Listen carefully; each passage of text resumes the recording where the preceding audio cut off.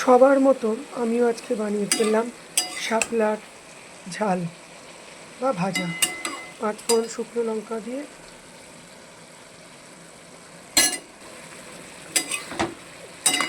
নুন হলুদ ব্যাস হয়ে এসছে। এবার এর মধ্যে একটু মিষ্টি দিয়ে নামিয়ে নেব। টেস্টটা বাড়ানোর জন্য দেবো একটু সর্ষে গুঁড়ো। এবার গ্যাসটা সিমে দিয়ে একটু নেড়ে নেব।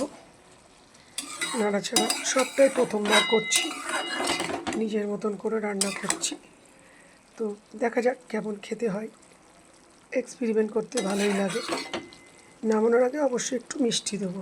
খুবই হালকা তেল মশলায় রান্না, জাস্ট 5 ফোড়ন শুকনো লঙ্কা সর্ষের তেল, তার মধ্যে শাপলাগুলো দিয়ে শাপলার ডাঁটা ভালো করে নেড়ে ছেড়ে নামানোর আগে মিষ্টি দেব। আর এর মধ্যে সামান্য একটু সর্ষে গুঁড়ো আমি ছড়িয়ে দিয়েছি। এবার এর মধ্যে একটু টমেটো কুচি আর কাঁচা লঙ্কা দিয়ে দিয়েছি, যাতে একটু টক টক টেস্টি হয়। এবার আমি হয়ে গেছে, দেখো একটু মাখা মাখা, গা মাখা মাখা হলে এরকম কাঁচা লঙ্কা এগুলোকে দিয়ে হালকা খেতে ভালো লাগবে। টমেটোটা দিয়েছি, তোমরা চাইলে স্কিপ করতে পারো।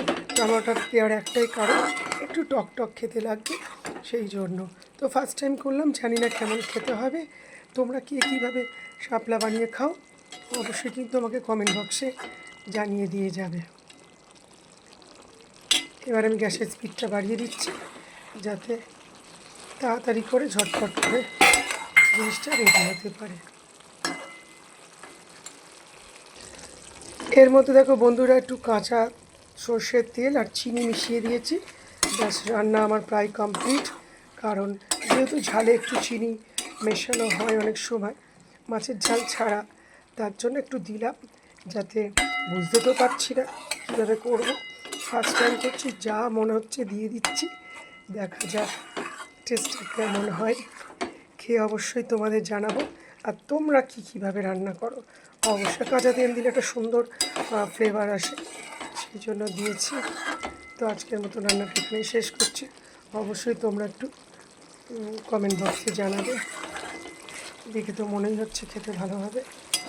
যাই হোক, চলো দেখা হবে পরবর্তী একটি রান্না নিয়ে। আর যারা আমার ভিডিওতে লাইক কমেন্ট করো, আমাকে অনুপ্রেরণা যোগাও, তাদের প্রত্যেক বন্ধুদের অসংখ্য ধন্যবাদ জানাই। এইভাবে পরবর্তী আরেকটি রান্না নিয়ে চলে আসবো তোমাদের সামনে।